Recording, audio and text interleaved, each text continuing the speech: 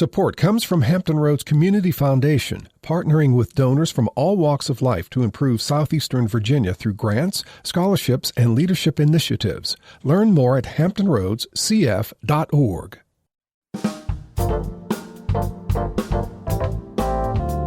Hello, everyone. I'm Barbara Hamley. Imagine walking out your front door only to see FBI agents and the National Guard patrolling your neighborhood. Do you feel safe, or might it feel like an invasion? According to news reports, residents of Washington, D.C. say both are valid reactions to what's happening in their city.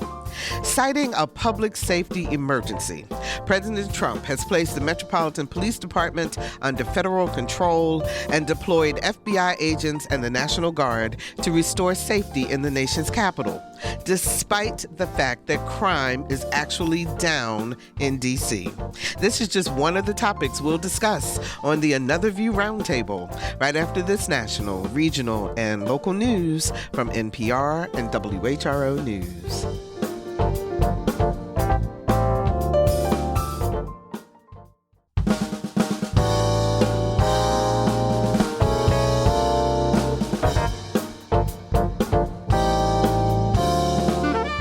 Discussing today's topics from an African-American perspective, this is Another View. Good afternoon, everyone, and welcome to Another View. I'm Barbara Hamley. Before we get started today, I always love to tell you about things happening in our community, and Celebrate Healthcare is hosting its end of summer community health fair. It is this Friday, tomorrow, August the 15th, from 11 a.m. to 2 p.m. at Bank Street Memorial Baptist Church. Now, they're located on Chesapeake Boulevard in Norfolk.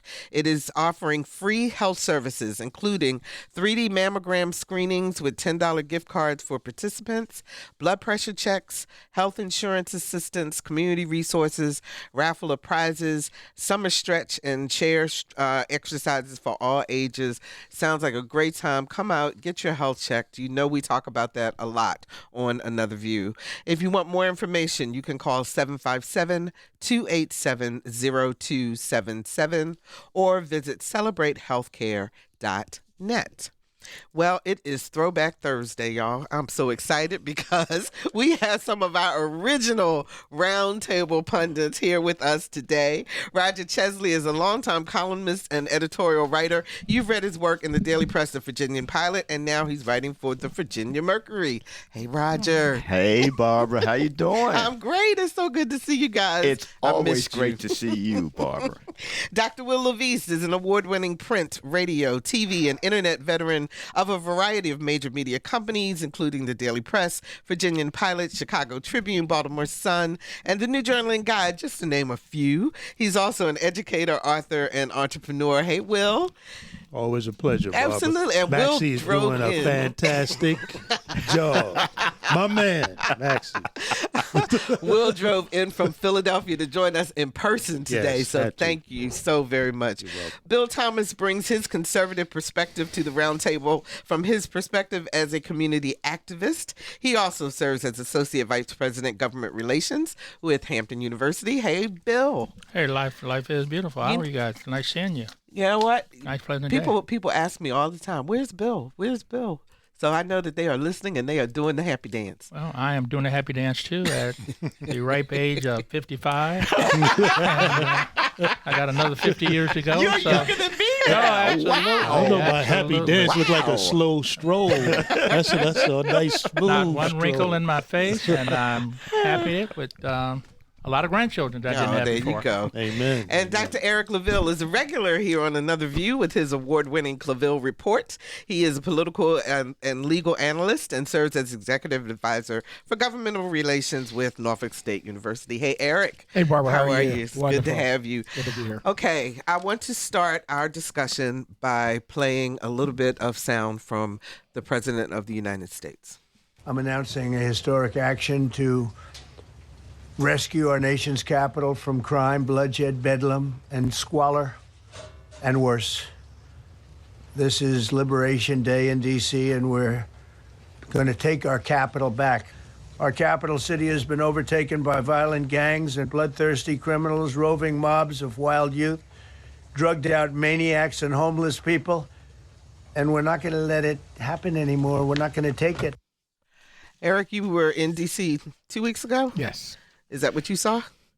No, it wasn't. And a lot of times when we know with this particular president, there are facts that are non-existent. As a matter of fact, when quoting for facts about statistics about crime, they quoted some inaccurate statistics that were outdated. Of course, even the federal crime statistics that were reported by the president's own FBI showed that crime was at a 20 and sometimes 30-year low for certain types of crimes. But crime overall is at its lowest point in the last 20 plus years. But, Barbara, what this is, and I actually did this show. We're doing a show Sunday on my show at 12:30 and 10 o'clock on WNSB. Mm-hmm. And I call this the big payback, with a note to James Brown. What this is that this president is paying back. He's on a payback tour across the board. And what he's doing is individuals that it crossed him or that he doesn't like, he's using the law. If the law says you can do it, he's going to do it and push the limits. If the law says you can't do it, they're going to interpret it as if you can do it, like birthright citizenship, and see if you can do it and say, hey, stop me, I dare you, and force them to stop. So, of course, we know from a legal standpoint, just to let our listeners know that there is an act that allows Congress, the president, to take over D.C. Yes, because D.C. is not a state, right? And it is under federal jurisdiction to a certain point. But Roger, you grew up there. I most certainly did. When you lived there my first 22 years. When you hear someone describing your hometown in those terms, what does that do to you? It is what we expect from this president. The racism, the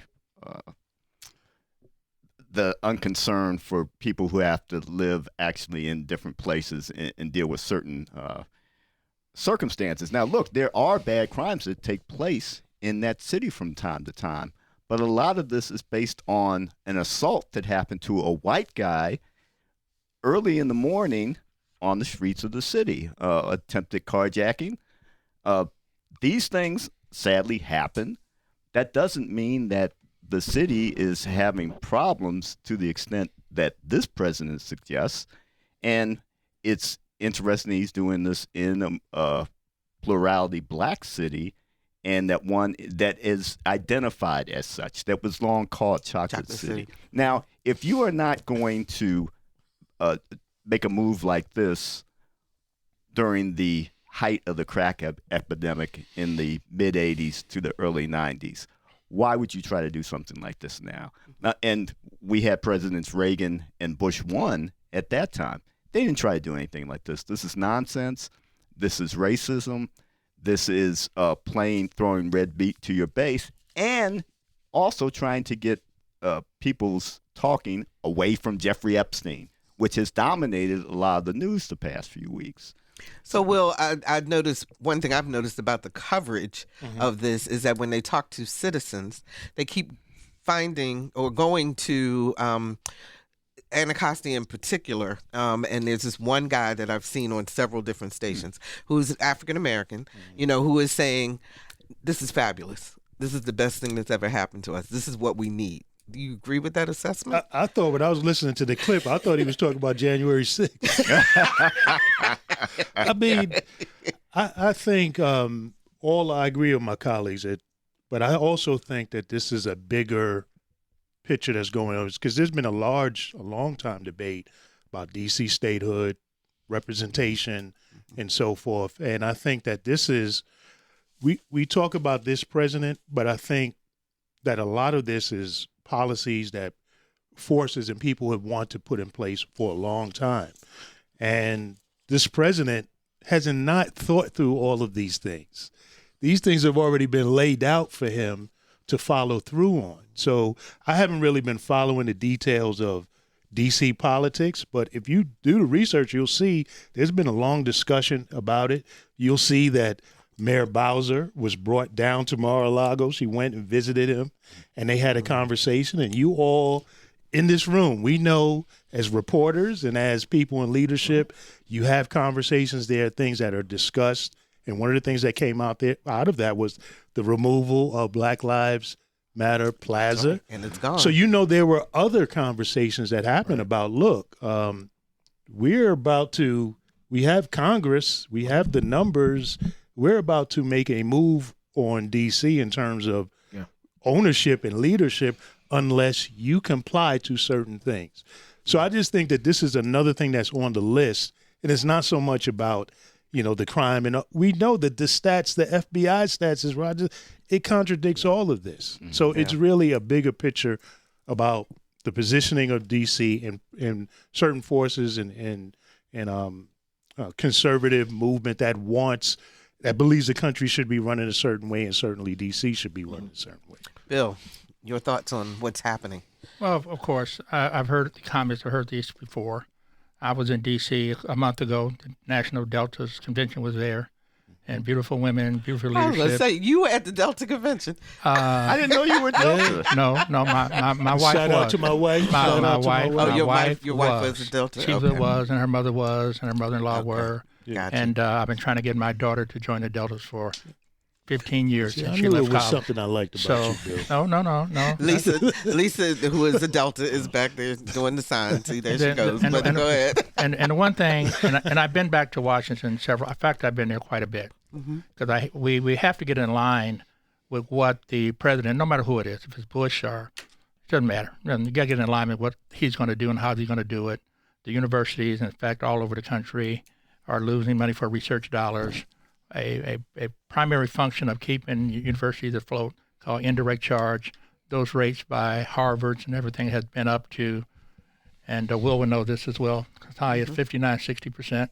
And now they're dropping those down to 10%, where the HBCUs have been for 100 years. But the crime thing, what bothered me about D.C., my colleagues, is the fact that at the Delta event, you know who I didn't see involved in it or on the streets? Black men. I did not see them at all. It hurt. It was hurtful to see how that destruction of the consistency of African American men. I've been going to Washington since 1998, and on a regular basis, and you just don't see any at all. My daughter lives in D.C. She has a condo there, and the only thing that scares her is getting from work to her condo during the daylight. And Lord knows they don't go out at night. But I'm not throwing any harsh water on D.C. because D.C. is doing a lot better than a lot of other communities. But for us, I think, in my sense of things, for understanding, I saw that same thing in about an article that my good friend wrote some years ago, and I always kept it because I thought he was so much in line with what we have been talking about forever. And it said about the outrage. Where's the outrage of all of these killings, mass, all over the country? And especially in our communities, where there's no outrage of that. Well, D.C. is actually doing a lot better, as Roger pointed out. Yeah, I got it. My time to talk. Just 1 minute, I'll get through with it. I understand that, and most cities have, but they've done that by pushing all the black people out. There are really no non-professional black people in the city of Washington. Very few, not none. It's not correct. Not if you listen to what the president says, that's the complete on the opposite. Fringes, but I understand what you're saying. On the fringes of the city, on the fringes, especially when you're going down New York Avenue, going toward Howard and stuff. My daughter went there. I'm just saying, you see the lack of that. But for us, Mr. Trump is the president of the United States. Mr. Biden was the president of the United States. Ronald Reagan was the president of the United States. Bill Clinton was the president of the United States. Barack Obama was the president of the United States. And what Mr. Obama and I had in common, why I voted for him twice against Republicans, it doesn't matter, because he said he would not get us any more entanglements and wars and regime changes. He said he wouldn't do it, and he kept his promise. And so I was very, very, very happy about that. And just to wrap that up, the reason that was so important to me is because I'm a Vietnam War generation person whose brother and friends and cousins, we lived in a fort, and we saw too many of our friends die. And then most importantly, dangerously, like my brother, he came back, was just absolutely hated, spit on, and everything else, and he never got through it. So end of the day, quick point of review, I think Washington is what it is. I don't think it's as bad as a lot of these other cities are. We've had several shootings and murders in Norfolk and Newport News and Portsmouth over the last years. But all I'm saying is that the violence in our community has to come down. the overkill, though, because what it reminded me of, honestly, seeing the National Guard, it reminded me of what happened in Baltimore during the riots when Martin Luther King was assassinated. And what happened in Detroit in 1967, for instance. I mean, it's that type of impression. What is that doing to our community in particular? Go ahead, Roger. Well, somebody who grew up in D.C., I know we have had different problems over the years. I still have a sister in Montgomery County, still have a sister in PG County. And there has been gentrification in the city. There have been a lot of lower and middle income people who can't afford to stay in certain neighborhoods in the city and have fled to some of the counties where some of the housing is more affordable. But you do get a sense this is overkill. This is an armed camp. This wouldn't be done in a majority white city. You can do this because D.C. has a certain strange political and governmental setup where the federal government has a lot of control over it. It gained some more control of the city itself with the passing of home rule. I think this would have been in the 1970s. It was the first time that you could directly elect the mayor if you were a city resident. Before then, he was appointed, or she, but it was a he at the time. So, yes, it has a lot of control, but this is ridiculous. This is not necessary. And it's also, I'm keeping the black folks that are there in line, even though there is a large white population in the city now. Well, Trump also said that he's going to target other cities. He said Los Angeles, Baltimore, Oakland, New York, Chicago, as they've been explicitly called out. All of these cities have large black populations, and all of them are run by black mayors. But it won't happen because he doesn't have the clout. He does not have the authority to do this. One thing to say it, there's another thing to actually do it. He has a certain leeway to do that in Washington, D.C. But Eric, we are a people who, some of us understand that the law does not allow it. But if you say it en masse, people hear that, Trump's going to go in and take over the next thing. Where's that balance so that people really understand what's happening? Well, we live in a political twilight zone right now. When I say that is because we've seen it. We have a president currently right now that is probably one of the most irreverent presidents that we have when you talk about speaking and respecting leaders. And also the process. And again, when I talk about respecting leaders' process, we've seen the world leaders being accosted inside of the Oval Office. We've also seen the pandering to certain dictators of other countries. We've seen the back and forth with various staff members of his own party. We've also seen the misrepresentation and of actual facts and laws. And we've also seen the hypocrisy. When you mentioned the clip that was played, Will stated he thought he was talking about January 6th. And that was individuals that he riled up to go into the Capitol. And one of the most disgusting scenes that I've ever witnessed in our country, being alive, where you have individuals that are his supporters, going into the nation's capital, which is the center of world power, trying to basically and killing some people. Defecating in the Capitol and and they had a guillotine on the outside of the Capitol saying, hang Mike Pence, his own VP. And instead of stating that this is a situation that we should never have again, he pardoned all of them when he got in office, right? So against the wishes of many members of his own party. Now, when we talk about the Home Rule Act, the Home Rule Act of 1973 in D.C., we find that that's the first time that individuals, residents of D.C., could elect their own mayor, city council, and so forth. Now, with that, there's a provision on 740 called the Emergency Act, where Congress can take over D.C. for up 30 days, though, right? 30 days max with congressional approval, but then it's up to 48 hours without. Right, and you have to give Congress notice and the like, but it has to be an emergency. And this was created because of one of the former members of Doge was carjacked, and so forth. He used that as the opportunity to quote unquote take it over. It has to be an emergency, a national emergency. Not a national emergency. Yes, no, not a national. Just any kind of emergency. That is correct. That they declare because the District of Columbia It's statutory. It's not an individual entity itself. So the president and the Congress and the president would have the right to do these kind of things. Otherwise, they couldn't do it.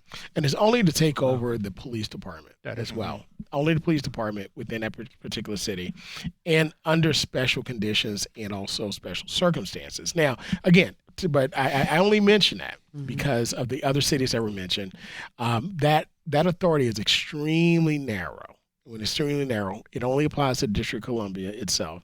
And again, we've seen what happens when we bring National Guard members into our communities. We've seen it in the 60s. We've seen it in the 70s. We've seen what happened when they come on our college campuses. We all know what happened at Kent State. We all remember what happened at other African-American HBCUs and what happened at Southern University. Our student union is named after students that lost their lives being shot and killed by National Guardsmen when they were sent onto the campuses because of the protests that was taking place over civil rights, over the war, and the like. So we've seen that before, and we've seen what happens across the world when military are sent to the streets in order to police their own citizens. So with that, this is an overreach. This is something that was created to create a buzz and also to show strength and give red meat to his base. So this too shall pass next by the end of the month, and we'll be on to something else. But this is also dangerous as well. But Will, I want to ask you about the danger of equating crime with the Black community as a dog whistle, because that's what it is. And how dangerous is that as we start to move forward, especially in this climate? Well, it's absolutely what it means to be Black in this country. We've always been connected with the most negative stereotypes. And so it just, again, unearths that, reinforces that we have to deal with that. And especially when, to the earlier point I tried to make, is that this is really not about that. This is really more about how certain people believe D.C. should be governed, and that certain people believe that the residents who are there, or how their votes should matter or not matter. They're basically getting taxed without representation. Yeah. That's what is really the bigger picture. And like you said, President Trump using this as a way for his other theatrical goals to give the impression that he can do this in other cities, because Claville is correct that a lot of us remember Kent State. Some of us said Kent State. We know instantly that was about a state trooper killing students demonstrated. There's a whole host of generations. National Guard. That do. National Guard. National Guard. Sorry. There's a whole generation that does not know, that does not have that reference, and is getting their information in snippets out of context. So they're looking at this and having a misunderstanding of what all of this means. Bill, that's the point I was trying to make too, about that being out of context and people understanding. What being out of context? The equation that if you walk down the streets of D.C., that you're going to be raped, mauled, murdered, et cetera. I think if you walk down the streets of most any urban city at night, you have to really be ready to protect yourself. I'm not saying what is right and what's wrong, but I'm also saying, as a child of the 60s and 70s, we had National Guard's bayonet fully loaded, pointing at us when Martin Luther King was talking about making economic rights a part of the American offering for everybody. And they had the bayonets. We were right there in Kansas City, so we saw it. We've seen people beaten and shot, and nobody's taking anything away from that. But the horrors of all that stuff will never, ever be out of my mind, because I could just see it. We had the University of Kansas in 1968, where the students burned down a student union and 2 people were shot. One was a Black person shot that we knew. So we understand all of those kind of things. But I think we're mixing apples and oranges here. I think that President has a agenda. His agenda is to do what you just said. I agree. It's makeup. And but to say that he's the worst president that's ever existed on race, what about Woodrow Wilson? I don't think anybody say that. I don't think anybody said that. Did anybody say that? I just said he was racist. I didn't say he was the worst. I just said he was racist. Nobody said that. Then I take it back. Then okay. somebody did say something I thought was in that context. I could be wrong, but this is not a laughing matter. Our people are dying for a lot of unnecessary reasons: health, education, and safety in their neighborhoods. That is a fact. The fact that President is now taking advantage of his power to make some changes because he felt he was wrong, and I think that's wrong. We can all deal with that. But the issue is we all talk about the problems. There's no laws that have never done us right from the very beginning. What are we going to do to make this go away? What are we going to make this so it'll never happen again? And those are the issues that I think that we should be circulating around it. But if anybody says that they don't think Washington, D.C. at all, they're deserted. I mean, we got to get that city back up and moving. And I'm just, Roger, and I hear you. And I'm saying it's just the same thing of Kansas City. That's not what I see when I go back and visit the city that is deserted. Right. Do you go into but see that when we go there. Quickly, he does have power. How did he use it during the pandemic in his first term? How does he care about health now when he puts somebody in charge of the Health and Human Services who is at cross purposes with keeping people healthy in this country? I mean, he has a power for good, but he also uses it basically saying he doesn't care about a lot of people. Certainly not anybody who's not like himself. If you're just joining us, we're talking about current events with the Another View Roundtable. Journalists Roger Chesley and Dr. Wil LaVeist, community activist Bill Thomas, and political and legal analyst Dr. Eric Claville. Did you want to add a final point to that before we move on to the next topic? I think Roger said it all, but I would just simply add that all things may be lawful, but not all things are expedient. And that's from the Apostle Paul, right? Which means that you may have the power to do something, but it may not be the right thing to do to utilize that power. And as Roger stated, when you have the power to do good and you don't, we look at the reconciliation bill, the $1 trillion cut to the Affordable Care Act for the most part. So when you talk about helping people, this is hurting people. And all to pay for simply tax cuts. When you talk about feeding people to make sure they're healthy, we're talking it was $300 million, around 100 some odd million, but $500 million cut from food banks. That's real impact. And we've done shows about that. Mm-hmm. We've talked with the directors of food banks in this area. They're saying we've seen the immediate decline of trucks coming in with healthy food. With our community, listen, we come from a people that have struggled from the very moment we have been on this soil. 250 years of slavery, 100 years of segregation, and just now, a little bit over 70 years of being able to fully participate in this American system. Now, with that being the case, the community feeds on itself, right? So there are a lot of problems that do exist, but at the end of the day, instead of creating adding to the misrepresentation of our people, the question is, will you use your power to help those communities help themselves? And okay, quickly, let me get to what just Will, really go quickly, ahead. Barbara. Mm-hmm. I think what we're saying is that he's really not that serious about making change. Because if he was, he would be talking about putting the investment in D.C. that leads to crime. It's the disinvestment of communities that lead to the conditions that cause cause crime. You didn't hear him say anything about what he's going to do to address the issues that lead to people being a desperate mindset and causing crime. So here's another area in which talking about helping the community. The unemployment rate for Black Americans hit 7.2% in July, up from 6.3% a year ago and 6.8% from June. The total unemployment rate across the U.S. is 4.2%.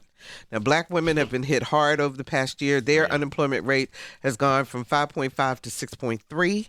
And economists say Black unemployment is always the first to go up. It's the canary in the coal mine, so to speak. So are we paying attention, Bill?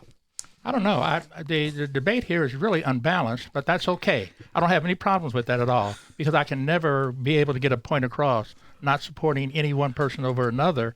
But a lot of these things can be laid back to what we have done with our political leadership, what we have done with our educational leadership, what we have done with our investment. So in terms of investing in our communities instead of the other things that we are investing in. I just think that we're going to keep on playing the same old song over and over again as our children fall further behind with education.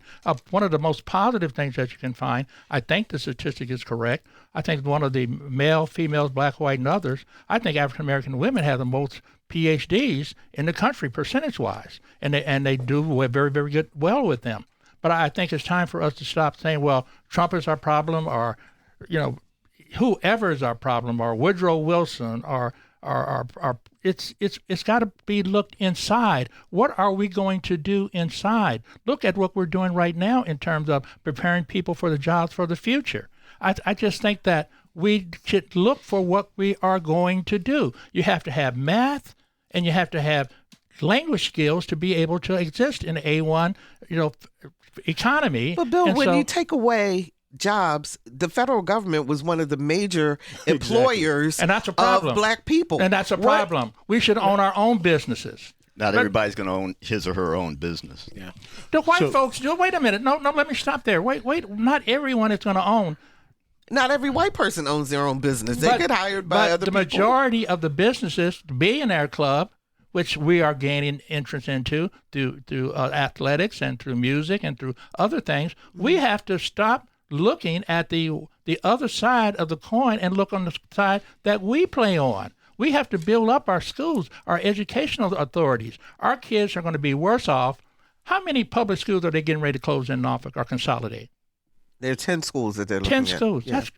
Is the enrollment of kids getting greater or smaller in terms of the kids that are being produced? Well, smaller.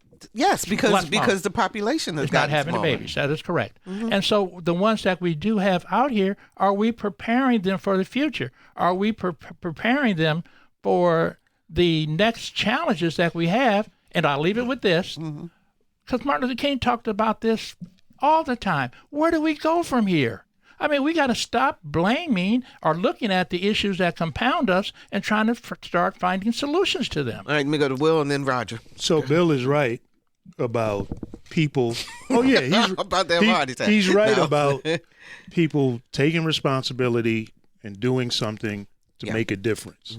So you asked a question about these unemployment rates. These are black women who took responsibility to go get college educated, PhDs, professions, careers, and have since been lost their jobs.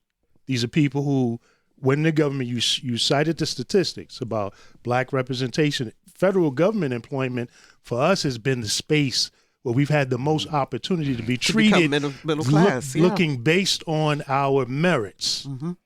So through these last fiascos that have gone on with Doge, I've got people personally that I know who lost their positions, that are women that are college educated, did exactly what you said, and went and said, I'm going to be solution oriented and make a difference for my life. Got mortgages, marriages, raising children, lost jobs, lost opportunities. No, not lost opportunities, lost jobs. Oh, no, lost, people towards the ends of their careers, planning for retirement, planning for all types of things. So this is what these numbers are reflecting, not people who are looking for handouts, not doing anything, not deserving of roles. What the perception about DEI is. All of a sudden, people being given something that they didn't earn, but we're not addressing, okay, what was going on? What was the race-based policies going on before then that people who are qualified coming out of colleges, many of our HBCUs, and the only jobs available to them is to be a janitor because of their race. Those are the kinds of things that these policies were put in place. So we're not talking about people who are not educated and qualified. Just one quick question, you said earlier that you were talking and you wanted the opportunity to finish. So let me have the opportunity to finish. Let him finish, and then I'll let you And I started with this saying that you're correct about people taking on personal responsibility. These statistics are reflecting people who took on personal responsibility, had those opportunities removed from them, and in many places, through no fault of their own. And we're seeing other people being put in positions who DEI definitely did not earn it. But I'm not even discussing those issues at all. What I'm talking about is the fact that there are opportunities. My question to you, sir, I'm glad you looked up that number. Was I right about African American women with a PhD? I think I am. But what I'm saying is they have more opportunities available. Our economy is now global. Our economy is not local anymore. It's global. It's global. So as the case of these fine people that have all of these credentials, it's wide open for them. Any HBCU in the world, all the people they laid off at NSF, NIH, or NCI, which you're familiar with, your brother who did great work there, there's all kind of opportunities open right down the street here in Norfolk State, right down the street, over the bridge over here at Hampton, at Morehouse. We have the best opportunity in the world is to globalize our ability to sustain income and freedom right now. The innovations and technology transfer, artificial intelligence. I hear it. And that's where we should be aiming. Okay. But part of my problem is we know that the federal government has long been a key employer for black people. Agree. And what this president has done and what his sycophants in his party in Congress have done is allow him to cut many places in the federal budget while at the same time increasing the debt because he wanted to look out for people who was like him. He wanted to increase tax cuts that went primarily to the rich. So he's gone after Medicaid. He's gone after food stamps. He has gone after jobs in the federal government, and that's going to hurt people that look like you and me.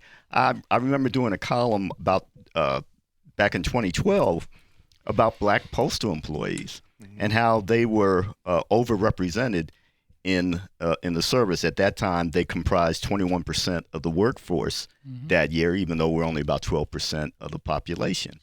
And when this president goes after jobs like that, he's going after black people, he's going after brown people, he's going after low income or just 12th grade education, oftentimes white people. This is going to have a serious long-term, we're going to be pulling out of this. We're going to be working on this for decades to come. We might not see the people sitting around this table, except for maybe Eric, getting back to the place we were a few decades ago. Don't put me in the grave yet. I'm putting you in there for this one. And he's cutting food stamps so he can spend money on a golden dome. Yeah, he wants to spend billions on a golden dome. Wow. And the fact to protect the skies of the United States on systems that have not even clearly shown that they have worked in smaller capacity. Wow. He's cutting food stamps to spend, and you're not looking at that and saying, how can we spend billions on a golden dome for the country? What are we doing? I have done several columns this year, and I now sit on the board of Meals on Wheels of Chesapeake, on that chapter. We're talking, some of the people that I come across and some of the people that I've interviewed, we're talking about people who don't have a lot of money. We're talking about people who often they reach adulthood, but maybe now they have to live by themselves. They can't afford serious nursing homes, to look after them. We are in a crisis in this country with a lot of people who can't do for themselves, and it's not necessarily through any fault of their own. And this president seems determined to kill off a lot of people like that. Yeah. I think it's very important that we not get caught chasing red herrings, when we're looking at these issues, because they're very serious. When you mention the unemployment rate, just from News One 13 days ago article, it showed that, this is an iPad, by the way, over 300,000 black women either left or were pushed out of the workforce. And when you look at a fuller number, you look at 518,000 lost their jobs and have not returned since the COVID pandemic. And then a fuller picture showing when you cut those positions of diversity officers, a lot of African-American women filled those positions and moved up in corporations and were not afforded opportunity and would not have been afforded opportunity to get into those Fortune 500 companies or Fortune 1000 companies without those opportunities. Educated, skilled. Right, educated, skilled. And again, they just weren't given, but they had to have personal responsibility. Absolutely.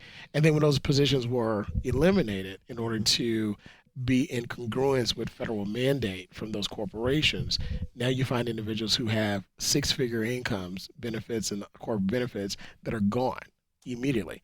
And then when you look at and that's looking at those top levels. And then when you look further down at just individuals who are basically, making it to live, supporting their families, individuals who are becoming heads of their household. And this is just not an African-American issue, but this came out of the feminist movement and the like, and individuals choosing, to be heads of their household and the like. You find that number of individuals that have lost their jobs and their income, who suffers the most? The children end up suffering. And then when you're cutting services that help people basically stay above water and get a hand up as opposed to a hand out to get them to transition from one skill to another, become educated for that particular area, what ends up happening now is that you strain those resources, credit gets bad, bankruptcies go up, and then you tack on the elimination of payment programs that were helping individuals to pay back the student loans that they received in order to become educated. A great opportunity for many individuals across the board, and you hamper their budgets by cutting. And then, of course, what ends up happening is that now individual families implode because of that pressure. At a certain point, the pressure will burst, and we're seeing that now happen when you look at the high rate of murder-suicides in families, the increased suicide rate of African-American males in communities, the addiction rate of substances, whether it be marijuana, even though it's becoming legalized in some areas, but also other scheduled drugs that are illegal, such as harder drugs and alcohol and the like, the depression, the cutting of mental health across the board. So again, when you have the power and you use it, you don't use it for good, but you blame the people for their problems. You have to look back and ask yourself, what are you doing to assist? And I will state, here in the Commonwealth of Virginia, when we've had the largest Virginia Legislative Black Caucus membership in the history of the Commonwealth. In addition to that, we have the first African-American Speaker of the House in the history of the Commonwealth. We have the first chair of the Senate Finance Committee. And we also have, who's African-American, who's also president of the Senate. The first session that they were over, that session ran better than and legislature said it ran better than most sessions they've ever been a part of. They passed a comprehensive, balanced budget that was agreed with on bipartisanship, and the policies that they passed, the money was invested to help the people. Just ask those individuals coming through the tunnel. Just ask individuals with the investment in schools, municipalities across the board in the Commonwealth benefited from this legislature here when it was Democratic control and when African Americans received more political power than we've ever received. So when we talk about and look at the real numbers, the real facts, look in the law, look in the policies, because that's where it's at.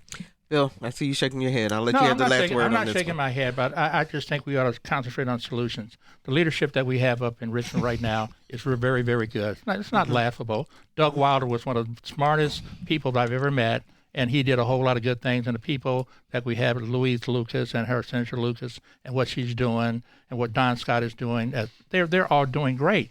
That's the solutions that I'm looking for. I'm trying to get more people like them to lead the way, that our people, my sons and grandchildren, can see these people doing what they need to do and still stop coming back, chattering about things that happened in the past. What are we going to do? Oh, my God, this and that and the other. When, in fact, I'm not going to let you do it. I came from a very poor. My father was Master Sergeant in the Army, and he did all that kind of stuff. But my sisters went to Harvard and MIT, and we all went to these schools, and I'm just saying, because here's what we had in our families that we don't have now.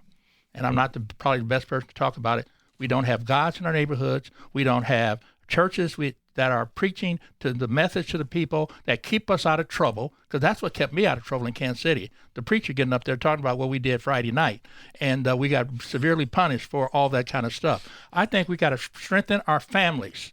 We got to strengthen our communities. So we never, and maybe I'm blind or maybe I'm stupid, I don't know what it is, or maybe it's laughable, but we saw people that were hungry at my church, an Independent Baptist church. We fed them. If we saw people that weren't getting educated, we educated them, but I'm saying we don't do enough of that anymore. We live in unfriendly spiritual communities, for the most part, that are not having the kind of parental leadership to move our children to where we are. Lastly, I do believe that these women that have done so great with their PhD programs, they have the world to conquer, and they will. Okay. I'm positive. Well, The only thing I wanted to add to that was that these statistics reflect many of the people who have done exactly what you're saying, but have lost their jobs. That's what it reflects. Hold on. So that's what that reflects. So when you say we're talking about solutions, we're talking about people who have applied solutions to their lives, engaged in the community, going to church, who have lost their jobs. The other thing that I wanted to point out is that I actually think President Trump is in a position to be one of the greatest presidents the country has ever seen. He has the Congress that has capitulated to him. He's basically can go and do anything he wants to get done. But to the point of you have the power, are you using that power for good? And are you of the cloth, of the ilk of the great presidents that this country has seen? When you think about the great presidents, do you see Trump and his character and the way that he behaves lining up with a Lincoln or a Washington or an FDR? I mean, he has the opportunity. No. He has the opportunity to be among the best presidents this country has ever seen. But the thing that we all are seeing is that he has no interest. He's not going to do that. And that's what's the saddest thing. I wish he would take that on, because if he did, America could be it could really be the greatest, the great country that it like to believe itself to be. But when you think of the great presidents we've had, and does he line up with them at all? Okay, go ahead, Roger. In terms of character? Make this quick. Okay, go ahead, Roger. One of the things he did recently, that President Trump did recently, is he fired his Bureau of Labor Statistics commissioner. Yes, because he didn't like the numbers. Because he didn't like the numbers. He is so, it was like a baby. It's like a child. He's throwing a tantrum. But the worst part of this is the people that replace her are now going to be putting out statistics that are untrustworthy. So that's going to carry over to other parts of the administration and the federal government. He is going to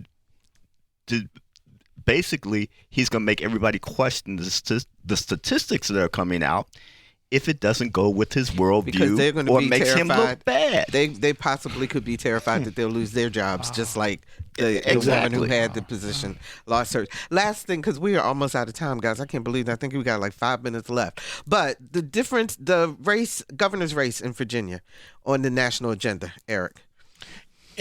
As Virginia goes, so does the rest of the country. And we'll see now what is the test of the American people as it relates to the policies that we see coming down from Washington. Both parties are looking at this. Of course, one party is more optimistic, the Democrats, because of the draconian cuts that we've seen with the reconciliation bill. We've also seen the drastic cuts by DOJ. We've also seen the usurping of congressional powers by this administration, and none more evident than the bombing of another country based upon what? And of course the Security Council didn't receive any notice of that. You fly halfway across the world and drop, 30,000 pound bombs on another country, and I will say, I've said it before on the show, you can't expect to do that and think people are just going to be happy to come to the table and talk. Retribution will come because of that. So I think all that's part of the conversation. We see the polls. We see what's happening. But are people going to vote? Well, right now, if they don't vote, then shame on them. But what the polls are showing. A year ago, who did they vote for? What the polls are showing. A year ago, on November the 8th. Very quickly, Bill, hold on one second, Bill. Okay. She's coming to you. Mm-hmm. But, just to close out that thought, when we look at the gubernatorial race and what we find here, when you look at the Democratic Party coming together, coalescing around the ticket, and keep in mind, this ticket has shown up in many different areas, even on the night that they launch. The Republican ticket hasn't even shaped up yet. They haven't appeared together not one time as a ticket. So, again, you see all these signs, you see the polls. I think persons are motivated, and as these cuts start to take hold more so, as these legal challenges start to become resolved, and a lot of them more in favor of the administration, you're going to find individuals going to be very excited and motivated to vote for change. I got to ask you a question, Bill, because I really am curious about this.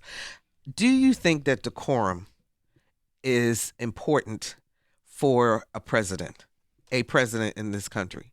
Because when you look at, we got 3 minutes left, so you can't, but do you think that it is the president's job, one of his jobs, to set the tone for how the country is perceived, and that there's a certain decorum that a president is expected to have?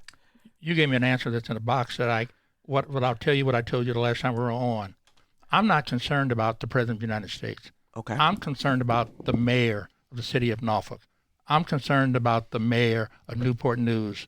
I'm concerned about our congressional representation here, there. That's who I can influence. I can't do anything against Mr. Biden or anything against Mr. Trump or anybody else. But what I can do is seek local participation and education of our people, have good people like Mayor Alexander, Mayor Newport News, Mayor Hampton, Mayor Portsmouth, have them reflect what we want at a local level, so we can engage our local communities. What we have forgotten, President Trump, like him or not, hate him, whatever, it doesn't matter, because the people of the United States elected him.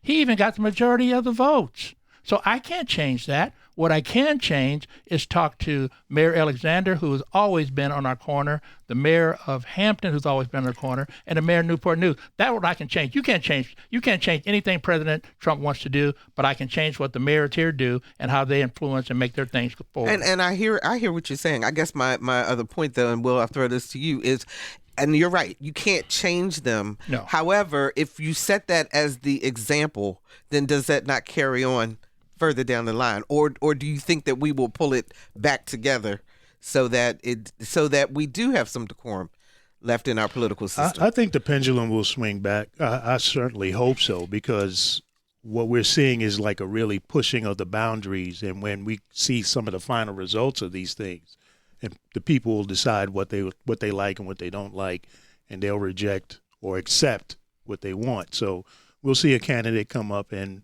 we'll see how the people vote and support it, and that'll be the new trend, hopefully. Gentlemen, we are out of time. Wow. Thank you so very much. Wil LaVeist, Bill Thomas, Roger Chesley, Eric Claville, thank you so very much. And thank you, audience, for spending an hour of your life with us. Now, you can listen to this show again, or you can share it with a friend at whro.org/anotherview. You can also find us on Spotify or wherever you go for your podcast listening pleasure. Next week on Another View, we're talking about hair anxiety. Do you have it? Do you even know what it is? We're going to explain as people in the studio are rubbing their bald heads. Not everybody. Not everybody. And just a reminder again, to Celebrate Healthcare is hosting its end of the summer community health fair tomorrow from 11 until 2 o'clock at Bank Street Memorial Baptist Church on Chesapeake Boulevard in Norfolk. Go get your screenings done. They're free. It is so important, particularly for the African American community, to keep itself healthy. Our theme music is an original composition created especially for Another View by Jay Sennett. Lisa Godley is our show producer. Jordan Christie is our audio engineer, and Dr. Barry Graham answered our phones. Well, he actually got to kick back today and relax. I'm Barbara Ham Lee. Pay attention, folks. Stay informed. And remember, knowledge is power. Let's get together again next Thursday at noon for Another View.